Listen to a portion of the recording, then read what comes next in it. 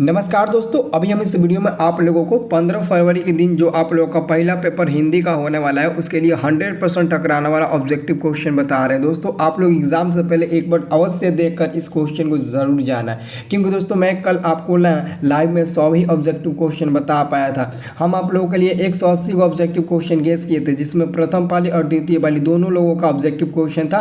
तो मैंने आधा करा दिया था, आधा बाकी था, आप लोग कर लीजिए। और बाकी का दोस्तों ऑब्जेक्टिव अगर वीडियो नहीं देखेंगे ना तो जाकर पीडीएफ हमारे व्हाट्सएप ग्रुप से ले लेना, मैं आंसर से ही डाल चुका हूँ, ठीक है। तो देखिए आपका अगला 101 नंबर क्वेश्चन है कि उगते हुए सूरज का देश किसे कहा जाता है। तो उगते हुए सूरज का देश हम लोग जापान को कहते हैं, जापान को कहते हैं। इसे आप लोग को याद रखना है। दोस्तों अगला क्वेश्चन आपका है 102 नंबर। ये क्वेश्चन है चौखट में बेटे का क्या नहीं आटता। चौखट में बेटे का क्या नहीं आटता, तो कौन नहीं आटता है। इसका आंसर हो जाएगा ऑप्शन नंबर ए हो जाएगा, कौन नहीं आटता है। अब दोस्तों अगला क्वेश्चन देखिए, ये आपका सब्जेक्टिव क्वेश्चन है। मैंने बोला था ना कि सब्जेक्टिव ऑब्जेक्टिव दोनों आप लोगों के लिए मैं गैस किया हूँ। तो ज़रा इधर आप लोग सब्जेक्टिव क्वेश्चन ये देख लीजिए। ये दोस्तों सब्जेक्टिव क्वेश्चन है आपका कि खोखा किन मामलों में अपवाद था। जो खोखा था जिसका नाम था कासु दूसरा, तो खोखा किस मामलों में अपवाद था, ये क्वेश्चन आप लोगों से पूछा गया है। तो थोड़ा सा ध्यान से देखना है। सेन साहब को 5 पुत्रियाँ थी, शेफाली, रजनी, आलू, आरती, ये सब उनकी 5 लड़कियाँ थी। पुत्र का आविर्भाव तब हुआ जब संतान की कोई उम्मीद बाकी नहीं रह गई थी। यानी कि दोस्तों उसके पुत्र यानी कि सेन साहब का जो पुत्र था खोखा यानी कि कासु, उसका जन्म तब हुआ जब कोई भी संतान को उम्मीद नहीं बचा था कि इसके बाद हमारा कोई लड़का या फिर लड़की होगी, तब ना उसका जन्म हुआ। अर्थात सेन साहब को पुत्र का नसीब तब हुआ जब पति पत्नी बुढ़ापे के अंतिम पड़ाव पर पहुंचे गए थे। यानी कि जो खोखा था उसका जन्म तब हुआ जब पति और पत्नी यानी कि सेन साहब और उसकी पत्नी बुढ़ापे का अंतिम पड़ाव यानी कि बूढ़े मतलब कि लगभग होने वाले थे, उस समय पर उसका जन्म हुआ। इसलिए खोखा जीवन के नियमों के साथ साथ घर के नियमों में भी अपवाद था। तो इसे याद रखना। अब दोस्तों एक और सब्जेक्टिव क्वेश्चन, ये 100% टकराएगा, इसे आप लोग याद कर लेना। लेखक की दृष्टि में सच्चे भारत का दर्शन कहाँ हो सकते हैं और क्यों। लेखक की दृष्टि में सच्चे भारत का दर्शन कहाँ हो सकते हैं और क्यों, इसका उत्तर याद रखिएगा। लेखक की दृष्टि में सच्चे भारत का दर्शन गाँव में हो सकता है, क्योंकि गाँव में ही भारत की आत्मा निवास करती है, जहाँ कलकत्ता, मुंबई, मद्रास, अन्य शहर जैसी बनावट, चमक दमक नहीं मिलती, बल्कि यहाँ जीवन की सादगी, त्याग, प्रेम, उत्कृष्टम, पारंपरिक संबंध आदि देखने को मिलते हैं।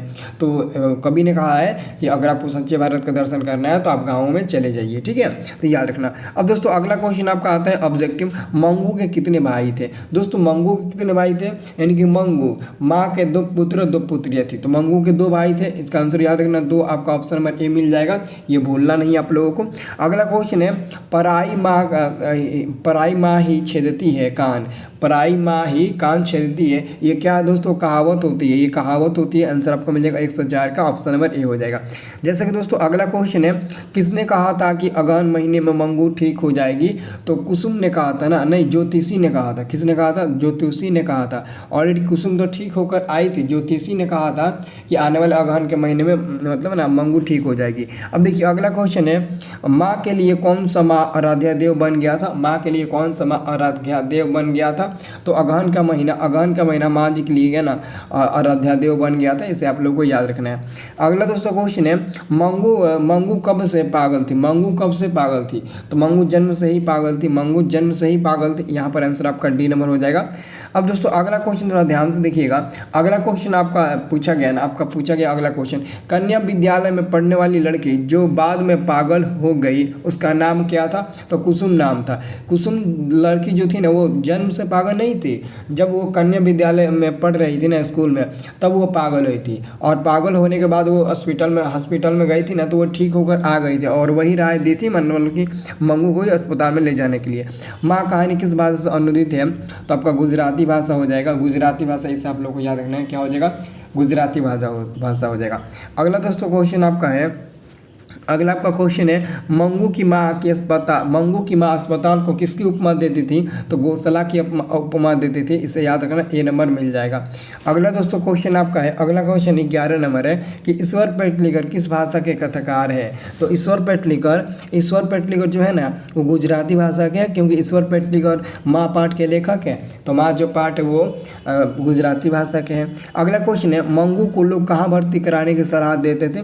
तो अस्पताल में मंगू को ना भर्ती कराने के लोग सलाह देते। तो आंसर मिल जाएगा आपका डी नंबर। दोस्तों व्हाट्सअप ग्रुप ज्वाइन कर लो, PDF आपको दे देंगे, डिस्क्रिप्शन में लिंक है, और परीक्षा के दिन हेल्प कर देंगे, होगा तो आप लोग व्हाट्सअप ग्रुप ज्वाइन करके रहना, लिंक डिस्क्रिप्शन में, नहीं तो मेरा मोबाइल नंबर ये नोट कर लीजिए 92445907 लास्ट में 99। इस नंबर पर आप लोग ना SMS करना, हाय हेलो लिखकर, मैं लिंक भेज दूंगा और आप लोग ज्वाइन कर लेना, ठीक है।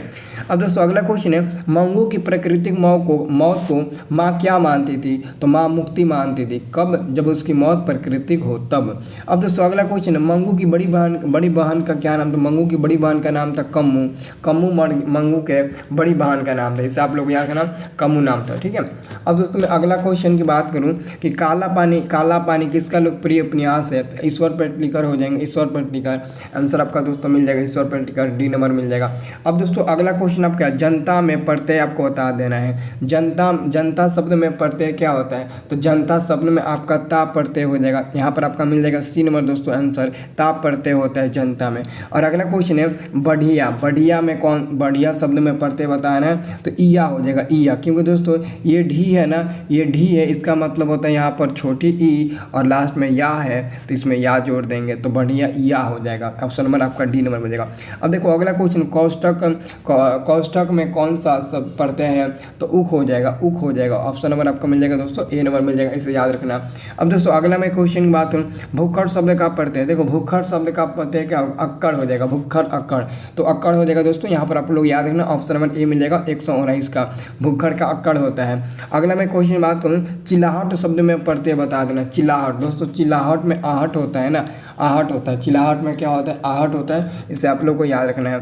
अगला क्वेश्चन, अंतिम में कौन सा प्रत्यय है? अंतिम में कौन सा प्रत्यय है, इसे आप लोग को याद रखना। अंतिम में तो यहाँ पर अभी आपका ईम होगा, क्योंकि यहाँ पर आप लोग खुद देख लीजिए, आप लोग खुद देख सकते हैं कि यहाँ पर ती है ना, तो ती यानी कि ई होगा, और मौ यानी कि मौ, तो आपका आंसर मिल जाएगा ई, ऑप्शन नंबर सी मिल जाएगा।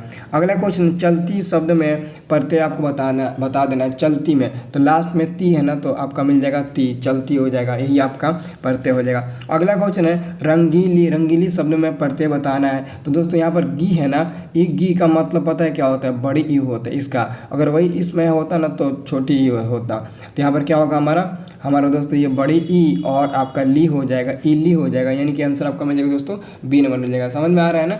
अब दोस्तों अगला क्वेश्चन में बात करूं, अगला क्वेश्चन है कि लेखक बेरोजगारी का प्रमुख और प्रत्यक्ष कारण किसे मानते हैं? तो जाति प्रथा को मानते हैं, जाति प्रथा को। आंसर मिल जाएगा सी नंबर दोस्तों, जाति प्रथा को। अगला क्वेश्चन आपका है कि अम्बेडकर की दृष्टि में भाईचारे का वास्तविक रूप कैसा होता है? तो दूध और पानी के मिश्रण की तरह होता है। यहाँ पर आपका आंसर जो सी नंबर में है ना, सॉरी बी नंबर में, वो होगा दूध और पानी के मिश्रण की तरह होता है, इसे आप लोगों को याद रखना है। अगला क्वेश्चन है दोस्तों कि भारतीय संविधान के निर्माण में महत्वपूर्ण भूमिका किसकी है? भारतीय संविधान के निर्माण में महत्वपूर्ण भूमिका किसकी है? तो बाबा साहब भीमराव अम्बेडकर की है, बाबा साहब भीमराव अम्बेडकर की है, इसे आप लोग को याद रखना है, बाबा साहब भीमराव अम्बेडकर की है। आंसर आपको मिल जाएगा ए नंबर मिल जाएगा। अगला दोस्तों क्वेश्चन है कि सभ्य समाज की आवश्यकता है, सभ्य समाज की आवश्यकता है, तो इसका सही उत्तर क्या मिल जाएगा? इसे आप लोग याद रखना, सभ्य समाज की आवश्यकता क्या है? तो श्रम विभाजन हो जाएगा, ऑप्शन नंबर ए मिलेगा। सभ्य समाज की आवश्यकता क्या है? तो श्रम विभाजन हो जाएगा। अगला दोस्तों मैं क्वेश्चन की बात करूं तो अगला क्वेश्चन है, निम्नलिखित रचनाओं में कौन सी रचना डॉक्टर अंबेडकर की है? तो देखो डॉक्टर भीमराव अम्बेडकर की सभी रचना है, आंसर आपका मिल जाएगा ये सभी हो जाएगा, ए बी सी सभी उनकी रचना है। अगला आपका क्वेश्चन है, आधुनिक सभ्य समाज श्रम विभाजन को आवश्यक क्यों मानता है? तो दोस्तों याद रखना, कार्य कुशलता के लिए आवश्यक मानता है। आंसर मिल जाएगा आपका कार्य कुशलता के लिए, आप लोगों को याद रखना है, कार्य कुशलता के लिए वो आवश्यक मानता है।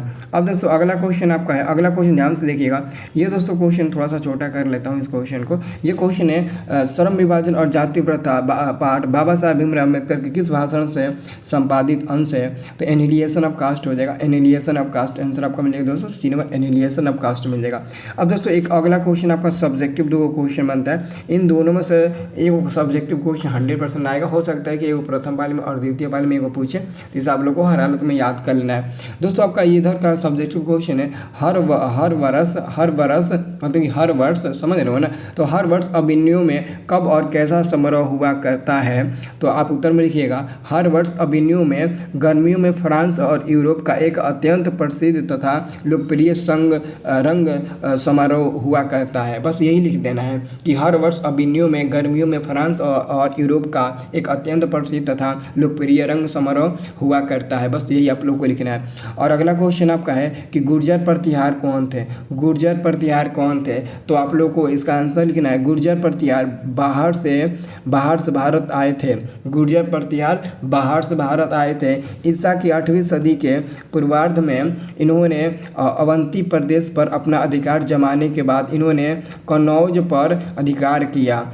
मिहिर भोज, महेंद्रपाल आदि प्रसिद्ध प्रतिहार शासक थे। ये दोस्तों आप लोगों को लिख देना, ये आपका सब्जेक्टिव क्वेश्चन हो गया, ठीक है। अब दोस्तों मैं अगला क्वेश्चन की बात करूं कि प्राथमिक शिक्षा प्राप्त करने के बाद अम्बेडकर उच्चतम शिक्षा प्राप्त करने के लिए कहाँ गए थे?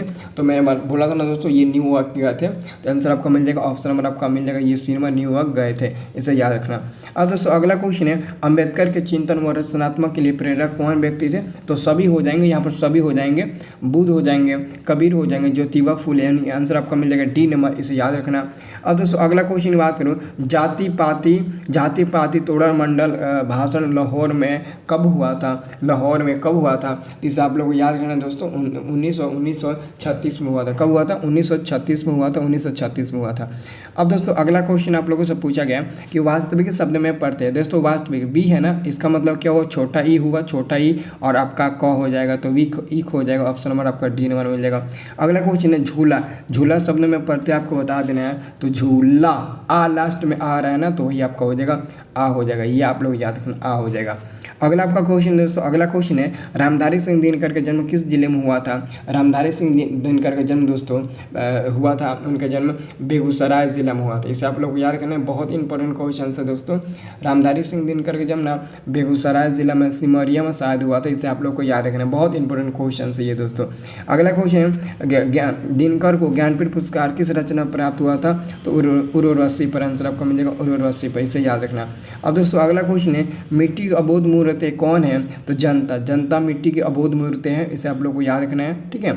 अब दोस्तों अगला क्वेश्चन है जनतंत्र का जन्म किनकी रचना है? तो रामधारी सिंह दिनकर का हो जाएगा, आंसर आपका मिल जाएगा बी नंबर, रामधारी सिंह दिनकर। और अगला क्वेश्चन उर्वशी किसकी कृति है? उर्वशी किसकी कृति है? तो दोस्तों हम किसका नाम देंगे?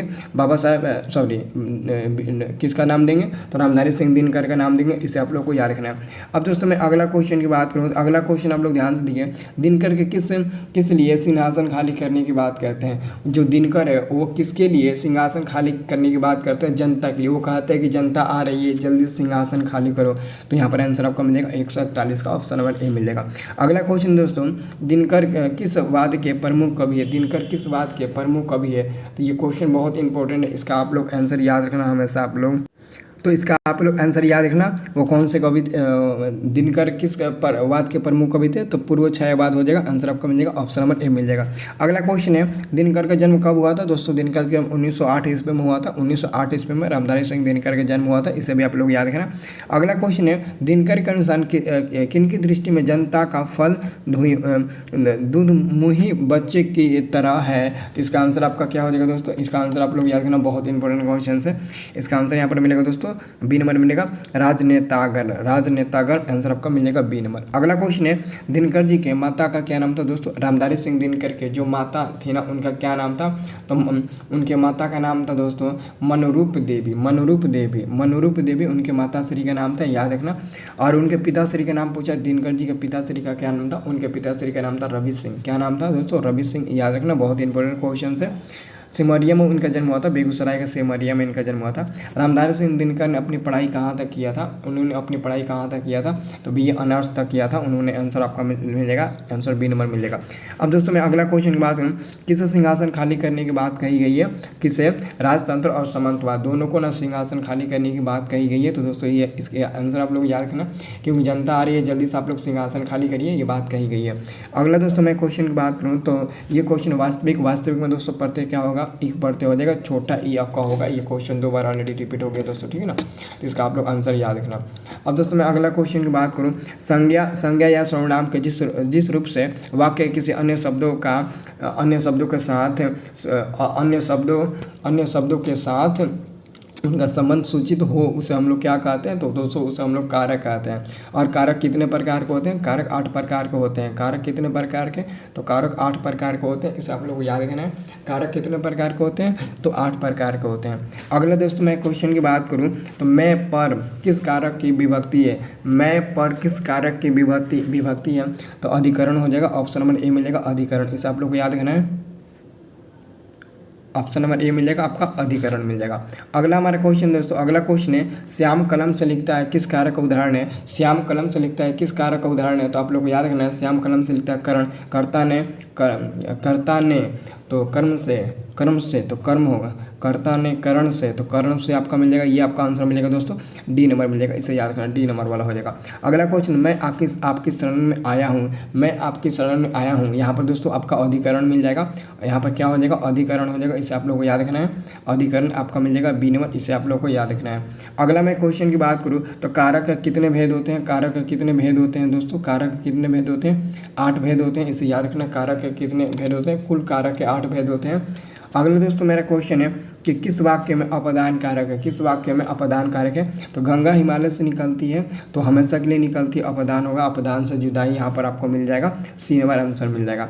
अगला दोस्तों हमारा क्वेश्चन है, देख लीजिए अगला क्वेश्चन है, राम ने भिखारी को पैसा दी, इस वाक्य में को किस कारक की विभक्ति है, तो कर्ता ने कर्म को, तो कर्म हो जाएगा, आंसर आपका मिलेगा बी नंबर, इसमें कोई दिक्कत ही नहीं है। अब दोस्तों अगला क्वेश्चन हमारा है कि मीरा को गंदगी से बहुत घिरना, इस वाक्य में से किस कारक की विभक्ति है, तो करण हो जाएगा ना, नहीं करण हो जाएगा ना, हाँ करण। मीना को गंदगी से बहुत घृणा है, तो कर्ता ने कर्म को करण से ना होगा, तो से आपका मिल जाएगा ना। अब देखिए अगला क्वेश्चन आपका मिल जाएगा, अगला क्वेश्चन आपका है मेरी माँ से चला नहीं जाता, रेखांकी के कारक का नाम बताइए, तो से आया ना, तो यहाँ पर भी आपका करण हो जाएगा, आपका आंसर मिलेगा यहाँ पर भी आपका बी नंबर। अब देखिए अगला क्वेश्चन है, को के लिए किस कारक का चिन्ह, को के लिए किस कारक का चिन्ह होता है, तो ये आप लोग याद रखें संप्रदान होता है, आंसर आपका मिल जाएगा बी नंबर। अगला आपका क्वेश्चन दोस्तों कि मेरे घर से आपका घर 5 किलोमीटर दूर है, इस वाक्य में किस कारक का उपयोग किया गया है, तो इसे आप लोग याद रखें अपदान हो जाएगा, सी नंबर आंसर मिलेगा अपदान। अगला क्वेश्चन दोस्तों, राम पर बहुत कर्ज है, रेखांकित कारक का नाम बताइए, तो राम पर बहुत कर्ज है ना, तो अधिकरण हो जाएगा, मैं पे पर अधिकरण में ही होता है। अगला आपका क्वेश्चन है, वृक्ष से पत्ते गिरते हैं, दोस्तों हमेशा के लिए वृक्ष से पत्ते गिरते हैं ना, तो यहाँ पर अपदान आपका कारक हो जाएगा, अपदान हो जाएगा, इसे आप लोग को याद रखना है। अगला क्वेश्चन, गीता को बहुत तेज बुखार है, रेखांकित कारक का नाम बताइए, तो को कर्ता ने कर्म को, तो कर्म हो जाएगा, कर्म कारक हो जाएगा, आप लोग याद रखना। अगला क्वेश्चन 164 नंबर, ये क्वेश्चन है, हिंदी शब्दों का लिंग निर्धारण किसके आधार पर होती है, हिंदी शब्दों में लिंग निर्धारण किसके आधार पर होती है, तो ये आप लोगों को याद रखना है, संज्ञा के आधार पर होती है, किसके आधार पर, संज्ञा के आधार पर होती है। अगला दोस्तों क्वेश्चन, आटा शब्द क्या होता है, आटा, तो दोस्तों आटा आपका पुल्लिंग होता है ना, आटा आपका पुल्लिंग होता है, तो इसे आप लोग याद रखें, आटा हमारा क्या है दोस्तों, पुल्लिंग है। अब देखिए अगला क्वेश्चन पूछा है, नारी शब्द है, तो दोस्तों नारी शब्द आपका स्त्रीलिंग होता है ना, नारी शब्द तो स्त्रीलिंग, ऐसे ही आपको दिख रहा है, नारी शब्द हमारा स्त्रीलिंग है। अब दोस्तों अगला क्वेश्चन आप लोग देख सकते हैं, ये दोस्तों सब्जेक्टिव है, आप लोग इसको थोड़ा सा एक बार पढ़ लीजिए अच्छे से, ये सब्जेक्टिव क्वेश्चन है दोस्तों। सब्जेक्टिव क्वेश्चन हमारा ये है कि वाणी कब 20 के समान हो जाती है, तो आप सभी को याद रखना है, वाणी कब 20 के समान हो जाती है, ये क्वेश्चन पूछेगा तो आप लोग लिखना, वाणी तब 20 के समान हो जाती है जब व्यक्ति राम नाम की चर्चा या भजन न करके संसारिकता की चर्चा करता है, यानी कि वाणी तब 20 के समान हो जाती है जब व्यक्ति राम नाम का नाम नहीं लेता है, बल्कि वो संसार में जो अशुद्धियाँ फैली हुई है उनमें डूबकर उनकी नाम लेता है, यानी कि जय श्री राम कहने के बजाय वो मतलब ना दूसरा कुछ कहते हैं, तो तब ना वाणी 20 के समान हो जाती है। और साथ में आपको आगे और लिखा गया है ना, तात्पर्य है यह है कि जब व्यक्ति ईश्वर की महिमा का गुणगान करके मति भ्रमण के कारण पूजा पाठ कर्म कांड में या फिर ब्रह्मांड में विश्वास करने लगता है, ठीक है ना, मतलब कि जब दोस्तों वो राम नाम का नाम नहीं लेगा, उसका कारण यही हो सकता है कि वो दोस्तों पूजा पाठ ब्रह्मांड में इस मतलब ना कर्म कांड और ब्रह्मांडम में इस सब में विश्वास करने लगता है। एक्चुअली में दोस्तों पूजा पाठ में विश्वास वो करने लगता है, लेकिन राम नाम का नाम नहीं लेता, ये क्या बात है जी, ठीक है ना। तो अब देखिए अगला क्वेश्चन है जातिवाचक संज्ञा का उदाहरण कौन है दोस्तों। इसमें जातिवाचक संज्ञा का उदाहरण कौन है? विवेकानंद, क्योंकि विवेकानंद एक खास नाम है ना, अच्छे व्यक्ति हैं, ये हमारा व्यक्तिवाचक हो जाएगा, इसलिए ये हमारा जातिवाचक नहीं होगा। अब देखो अगला द्रव्यवाचक सर्वनाम कौन सा है? तो दोस्तों तेल को हम लोग नाप तोल सकते हैं, तेल मार्केट में खरीदते हैं तो लीटर से खरीदते हैं ना, तो ये माप तोल सकते हैं, इसलिए हमारा ये द्रव्यवाचक हो जाएगा। अब देखिए अगला क्वेश्चन निम्नलिखित शब्दों में समूहवाचक संज्ञा कौन है? दोस्तों समूहवाचक जिसमें झुंड का बोध हो, झुंड का, जैसे सभा होती है, चाहे वो पंचायत का सभा हो, किसी भी चीज़ का सभा हो, उसमें झुंड होता है ना, तो वो हमारा हो जाएगा। अब देखो अगला क्वेश्चन है कि जिस संज्ञा से एक ही वस्तु का बोध हो उसे हम लोग क्या कहते हैं? तो व्यक्तिवाचक का संज्ञा कहते हैं। जिससे एक ही वस्तु का बोध हो उसे हम लोग व्यक्तिवाचक संज्ञा कहते हैं। अगला दोस्तों आपका क्वेश्चन है पानी शब्द कौन सा संज्ञा? देखो पानी को भी हम लोग नाप तोल के माने बेचते हैं। जैसे जाते हो ना स्टेशन पर तो कहते हो कि हमको 1 लीटर पानी चाहिए, फिर 2 लीटर पानी चाहिए, स्टेशन पर लगा हुआ होता है तो पैसा डालकर आप लोग पानी निकाल लेते हो, तो वो क्या हो जाता है? आपका द्रव्यवाचक हो जाता है ना। जिसमें नापी तौली जानी वाली वस्तुओं का बोध हो वो हमारा द्रव्यवाचक ही होगा। अब दोस्तों मैं अगला क्वेश्चन की बात करूँ, ये सब्जेक्टिव क्वेश्चन आप लोगों को देखना है, सब लोग को ये सब्जेक्टिव क्वेश्चन देखना है और पढ़ लेना है अच्छे से। मैं आपको एक बार पढ़ कर सुना देता हूँ, फिर आप लोग अच्छे से पढ़ लेना। दोस्तों क्वेश्चन है कि कभी गरीब बस्तियों का उल्लेख किम करता है? तो ध्यान से समझना, कवि का कहना है कि गरीब भीरू होता है, इसी भीरुता के कारण उसने मान लिया है कि गरीब या अमीर होना ईश्वर की कृपा पर निर्भर करता है। ईश्वर ने जिसे अमीर बनाया है वह उसके सौभाग्य का फल है। उसी प्रकार गरीब होना भी निश्चित है। वे अत्याचारियों के विरोध के बदले देवी जागरण पूर्व उत्साह के साथ करते हैं, लेकिन अपने पर अत्याचार ढालने वाले के जुल्म पर प्रतिकार नहीं करते।